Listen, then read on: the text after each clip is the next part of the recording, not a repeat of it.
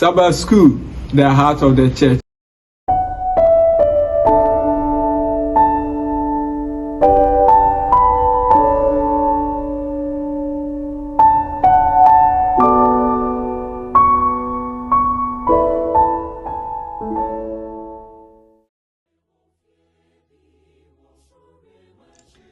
Nyamema ni nyame adofo ma yenyina ye ho akwaba eba die hard shepherd Sabbath School dwumadie sam ye ho akwaba eba adisua etoso dumi adisua na man mu nsem e wadisua mu no wato ne din se nothing happens by chance ibiara ni ho a esi ekwa rin ene aka ne ho asem be na wotwe enan a atwam na rin abofra na opese oye odefo na Philippines bia ya no wo no SDF a na eye emunfuo ena ne wiskapa jabofra eye se ode ne ho ebebo wo ofri school ba na kokko kakra nanso SDF nti ne maame egyae ne hwe ne papa eyi nanima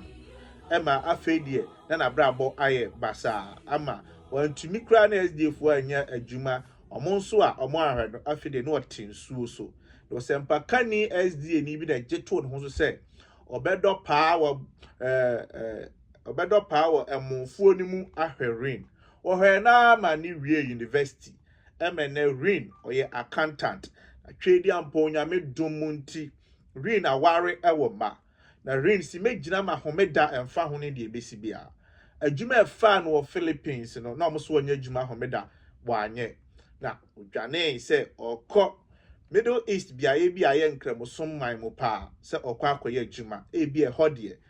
homeda sem bia nto no na ho nso adwumaru a eka che ne se onfa 1 hour pe enye adwuma homeda na onto na katua mu times 2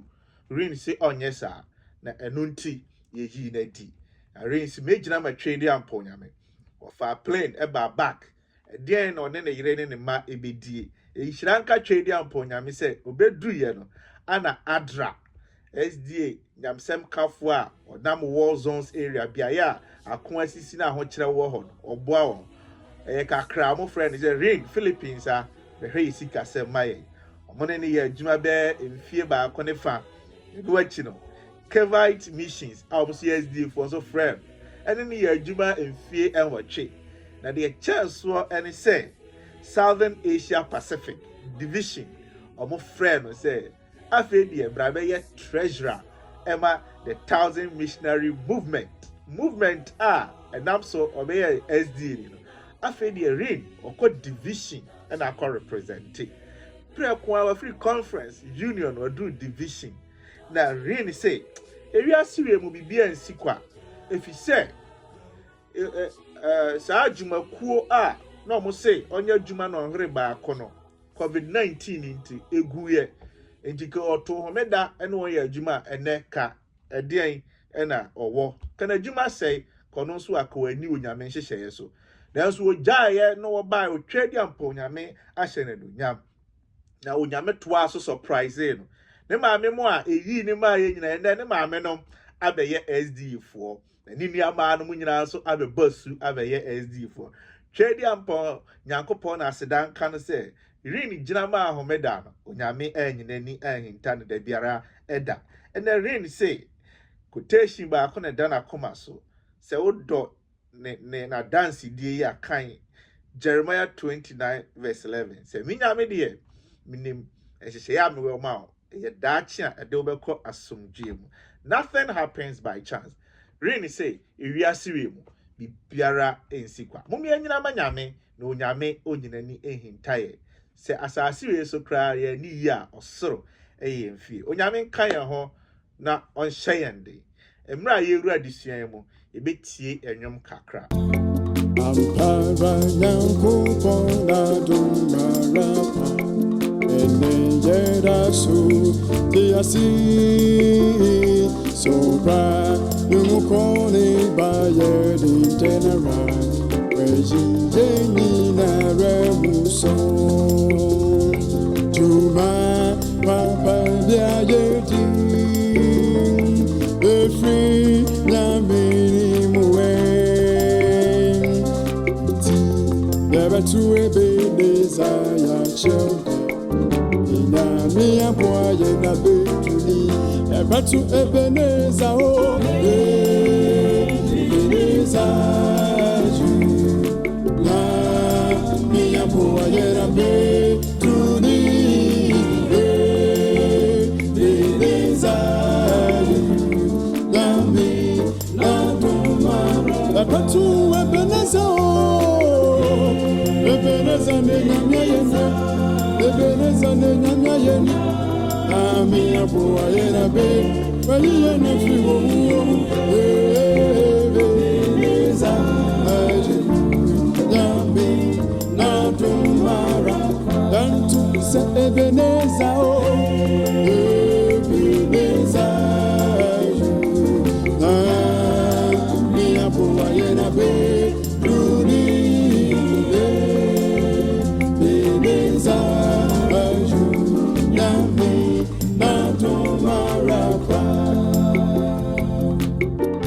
Sidan pa manje wowa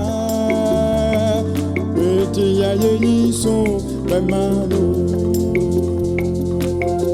Asida ni na mema Beti asidan pa manje wowa Awamba diye ye so be manu Asida ni no na mema Beti asidan pa manje wowa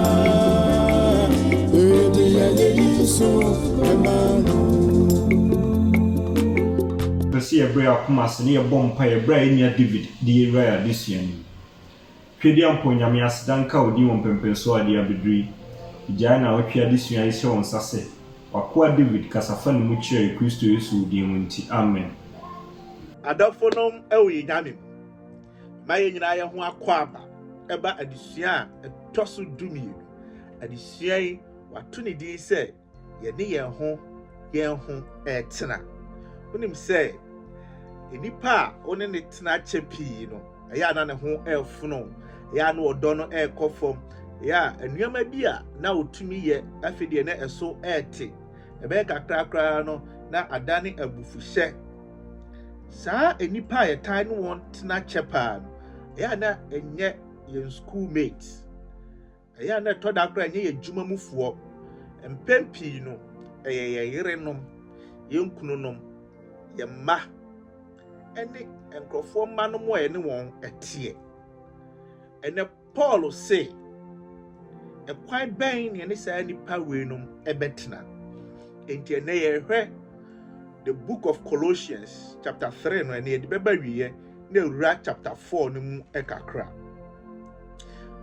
memele dana disuane me etie ase se emfa ho nim die biara wowo ewo ekwan yisifa ebu adwuma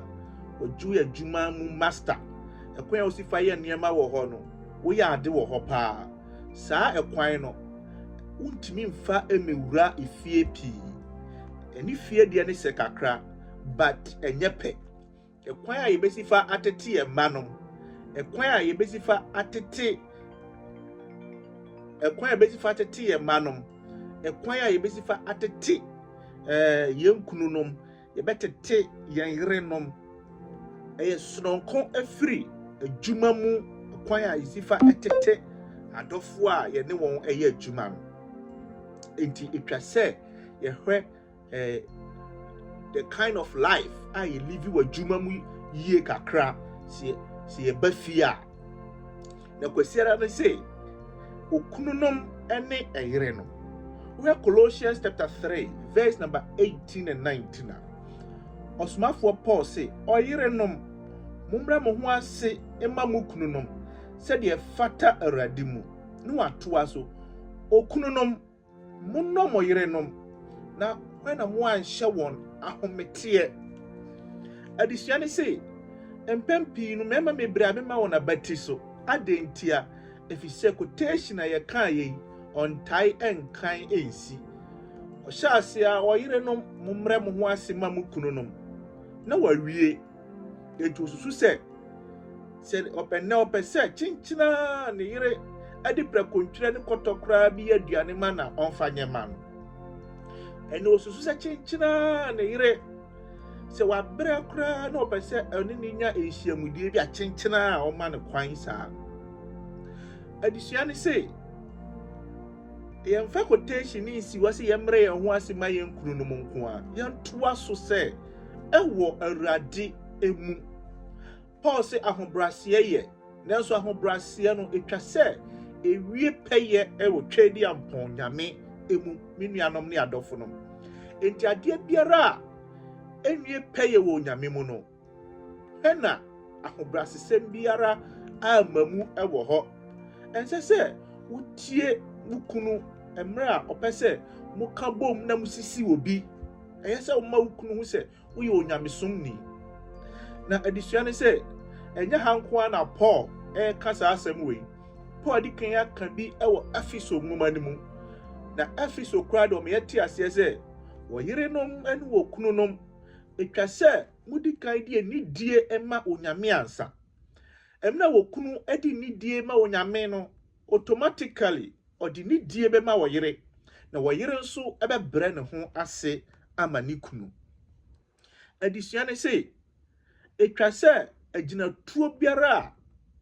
okunu etu biara no etwa sɛ ɔma ɔyere no nso ehumu eyie ɛtɔda kora yɛ sɛ ɔma ɛma no ɛbam na muhu agyina a motu sɛ akosua afia ɛna mepɛ sɛ yɛkɔtɔ asase bi wɔ ha ɔba ne sɛ daddy ɛbɛboa ɔyere sɛ ane ɛbɛboa ebi kora na ɛmoa muhu sɛ me nuanom nyansa ni baakofoɔ nko a etirim adesua ne sɛ emre ɛkɔ n'anim no sɛ bia mu di nkɔmɔ bi na akwadaa no wɔ hɔ na watimi wakame bi asa kyingie ba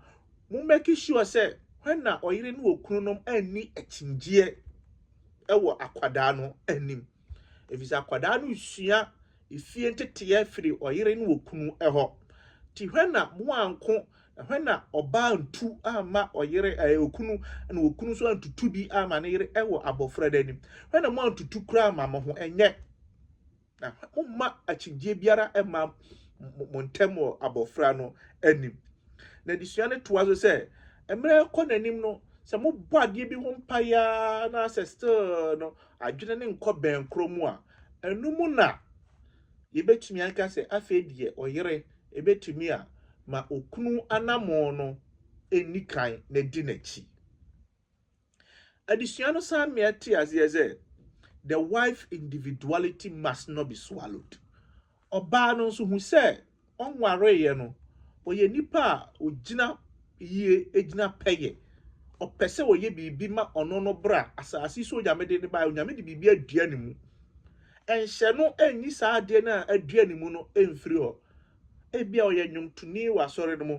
ebia woyɛ sɛmpakani kyenkyena wonyai nnwomtoɔ na ɔtoɔ no ɛno na ebia ne nyame de adua ne mu ne individuality no ebia ɔpɛ sɛ ɔyɛ nurse ni nso ebia woyɛ teacher ni na nurse ni bi ɛyɛ adeɛ ma ne ha on teacher sɛ kyenkyena wo mpɛ sɛ ɔbɛyɛ nurse ni kura bio ne deɛ onyame de adua ne mu no ɔso wɔ kunu ɛmema wo bati so enyi saa de di mfiri ho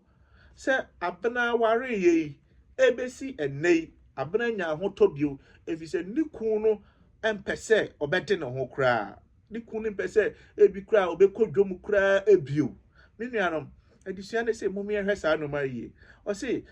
when you hear na obema no wa act against the conscience of the lady oba no nim de na adwene onyame de ato ne tirim no ekwan a ubehwe yi a de bia no nkun tia saa de na wa hwe yi a obema oyere wa ye depressed da bi obeba no wa hwe kra no ahye ne ho akomfo kra aku no ho ume hwe ya ho yi emema mebre susu se automatically no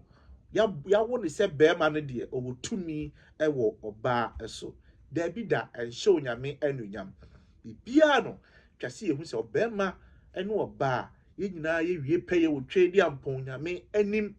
na etwa se ye ma Kristo ene edi ye anim adisua ne se de Kristo wan hye wo bema no sanso na se wo hye oba no ebi se wo Kristo ene eye wuti na wo ye busua ni nyina eti yenkɔ joada da disua na o se awofo ene ema okay verse 20 I say ma muntie mu awofo asem nniema nyinaa emu na yei ene so Awurade ani I say emofra ne nso ewo bibi a woye ewo busua ne mu de di kan etwa se ye dɔ mofra no etwa se ye hye won den I say family worship yes say ma emofra ne hu ye SDA fo bebi a obekɔ bia no yes say ye ma wo dance wo saa de no ehu ba no yes o ma ne hu de ntikra wo mo na su na nanfo nyina abɔ na sum yes o ma ne proud so SDA ni yes say o ma abusua no mu nyamesam ekoso wa abusua no mu mre kɔ nanim a o nyini no yes say wo boa de ma ne hu adeyo tinene aware mebre egu bi se wo yiri bi wo kɔ onim aduane ye etwa se uma ne hu ade eyo osa ameye ti ase ebio se abofra ne daache egina efie eho ti momaye hwe ne homework yese bo ye kra ansa na ma aba no nko school nko sua copy so ko wia obi ade da bi hwe saa no ma ne nyina eyiye what was say do not provoke them emofra no omoso ye nipa owo nyansa ne nimdie wakoma ehya won abufuo na omo so omubutumi efu na my Bible verse afedo say jimi ebata bofra no na koma ho etwa se wo dia bai wai eyese wo discipline oba SDF obi wo ha yenka woma asem eyemfonso pastors bi wo ha yenka ne ba asem eyemfonso to preach pa na ne ba asai enhye onyame anunyam osansi nimdie ene adisua me yehu se awofo mienu ekwa sore ba akono eya ade bia wo ma anije onyame ho enti twa se mom ye hye ne nso ana bema ade bia wo de ne ma ekwa asore no de bia no emofra ni benyini yie a omutim asore mu onyai asore no ti mu hwe se de bia mema ene ma ya woi no ye be so ye ma ne mu yie e wo onyame mu Unuadofo yen kwaje ho asem ti na wotwe bia die hard shepherds ya ba wona ase ene obehye twere mpunyankopon ho asem ni sua no ho ade ebrewe mu ene wo se ye ma yen kwaje ho asem ehu ehia yi pa isan se ye ni brepa mu ye na disua da bia ye no esua no wo so betumi aya wo famu de na wo so betumi aka asem pa na tra afofo ene se bra won sa aka video ubetumi a share link no ama wonu ebi nsa tumi aka na nso ye okwan a won so fa so aka won so ade okwan a won nam so a won so ka wasem pan dia cha afoforo na aboa won ama daachi bi no bre nyina bi pre heaven no e nigi sem ade ama ye nyina brada ne say adwuma mu ayonkofa nuanom e bia wo adwuma bi wo nipa e wo adwuma mu ho tete no na enipa bi no ontete wo yenwuma mu ne yemfie no ne yefra won fena ne enkoa roman fo nso na omo biaya Colossus afuyi na omo odipa saa yefra won koa Paul ema ye ti ase se saa enipa no moma ye hye ne nso se onyame na de won adom yen ebeye amon bia no ye ya matwedi ampa onyame na won so obi afa wadwuma a wo ya dwuma mana o se ye dwuma ne se de wo ya matwedi ampa onyame atwedi ampa onyame ena obehira wo enye boss na o ma osika no onyame hira esen se sika no fa koma pa eye ne se de wo ye ama asafo Awurade Colossians chapter 3 verse number 22 nkwa muntie mhonam famu wuranom asem sede ewade nyina mu enye onipa ni esosom se won a wo so enipa ni na emom akoma emu tie Awurade suro emu adwuma na wo ye no ye no wo Awurade suro mu adena wo collate adena wo fa ho ska bi adena wo ya kwadworo wo sa adwuma ne ho akwantuo mu a ye wo boy wo ye adwuma a chanse onipa kro na onya wadwuma onya wo papa na ma bibinti ukọ adwuma ne time na wo da bi onyame hwe saa ne ma ni nyina na o de beba atemu ti ye adwuma omi enye se de beso twedi ampon nyame ani ebio ene nkwada omo maame no ma no papa no bibinti wotete ye nkyai yɛhwɛ wɔn yie ɔma ɔba no aduane pa di batwe ne dede bia no ɔyɛ adwuma yɛhwɛ yɛn ho yie wɔ nneɛma a ɛtete saa ɛho ɛtumi sɛ Paul ɔtwerɛ sɛ Onesimus saa brɛ no yɛbɛka sɛ na kɔ ɔyɛ akoa ɔtwerɛ kɔma wɔn sɛ ɛnɛ Onesimus ɔnyɛ akoa bie wo na ɛnɛ ɔyɛ bu nua prɛko pɛ ahu nipa bi a wɔga no mo bu mɔrɛ abɔkyifoɔ wɔtɔ n'adeɛ a ne wɔadwane onyame mpɛ saa obubu mɔrɛ ɔkasa ho koraa womfii no asɛ ɔde ɔnyɛ nipa onyame mpɛ saa onyame pɛ sɛ obi biara a ɔyɛ adwuma ma yɛn anaa yɛyɛ biribi ama yɛn yɛne wɔn tena ɛyie hwɛ kwan a ne onyankopɔn ɛma Israel ɔyɛ nkoa by 6 years ɛka bi a ɔde wo biara no onyame sɛ fa kyɛ no wopɛ a ɛne ne ntena na fa no te sɛ wabusuani enti Bible mu nipa a ne yɛfrɛ wɔn nkoa no nti sɛ nnɛ slave trade ɛba Africa no a yɛne nipa bi de toto Bible no ho sɛ na slave trade na Bible support nyɛ saa nkwaeɛ no bi na Bible ka ɛne deɛ yɛ nipa bɔnesɛm na wɔde mmaa ahodoɔ ɔboro nipa na wɔfa n'adeɛ na ɔne wɔn da na wɔyi bi to nsuom onyame ɛnyɛ no na wɔka deɛ wɔkan ɛyɛ yɛn nuanom ahodoɔ a ɛka bi nti wɔte yɛn nkyɛn a wɔyɛ adwuma ma yɛ sɛ bɛyɛ abosome so a ne yɛde atete wɔn saa nipa no nyinaa mpo na wɔwɔ wɔn nkyɛn no na wɔma wɔn aduane pa nsu pa beaeɛ pa ɛda ɛsan kyerɛ wɔn nsa no adwuma ahodoɔ a wɔbɛfiri wɔn nkyɛn na wɔba no mpo no wasan ade ne ho saa na no onyame saa nneɛma no nyinaa ne yɛ kwan a onyame ɛma wɔde boa wɔn nua no na asɛm baako na yɛde to wɔn so sɛ akoa but na nyɛ sɛ ewiase mu nkoa yɛ bi ɛno no enti na Paul sɛ ɔnye akoa bi saa Onesimus sɛ ɛyɛ wɔn nua no na ɔnyɛ akoa bi okuwa dada de sua ne sɛ rebɔ mpaeɛ ama yɛn ho yɛwɔ Colossians chapter 4 adɔfonom ɔsɛ ne situation biara na ɔbɛnya sika sɛ gye ɛde ama onua bi situation bi wɔ hɔ a yɛsɛ wokɔ nkotodwa nim ɛbɔ mpaeɛ na borɔfo kasa no Paul sɛ yɛn pray continually earnestly with thanksgiving always without ceasing just a Paul patch say mpaeɛ nyɛ ade ketewa yɛsɛ nya ntoboaseɛ ɛhɛda ne onyame di nkɔmɔ enu akyiri nso wote baasi mu wote car mu kura na obetimi abɔ mpaeɛ da bia wo bɔ mpaeɛ be intentional heda ekase onyame me ne wudi nkɔmɔ nyɛ onyame ɔnyɛ ATM machine a wode card kɔhyɛ mu a ne wayi sika firi hɔ da bia akɔ onyame hɔ akɔpɛ biribi afiri no da bi onyame da bia ɔpɛsɛ yɛne ne di nkɔmɔ yɛhia hwee kura na yɛda kɔ nkotodwa nim ɛne ne kɔdi nkɔmɔ ɛboa yɛn tete yɛn ɛmiɛhu sɛ yɛn wura wɔ soro Paul ɛna ɛkasa sɛ daa wɔmmɔ mpaeɛ mommɔ mpaeɛ ma mo yere no mahɛ da tena sɛ ne deɛ medwene me yere ho na mabɔ mpaeɛ ma no mebɔ mpaeɛ ma me kunu meba ne kɔ school na mebɔ mpaeɛ ma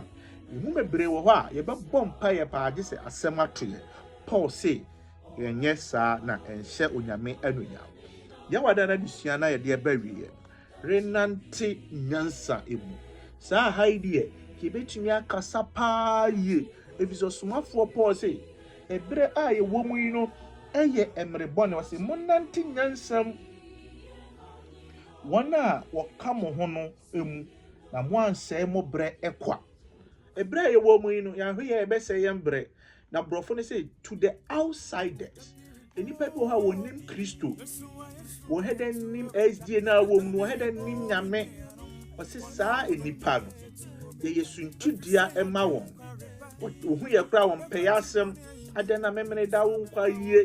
adɛ na wedding adɛ na birthday no ama bi homeda wɔn mpɛ wasɛm naturally wɔsi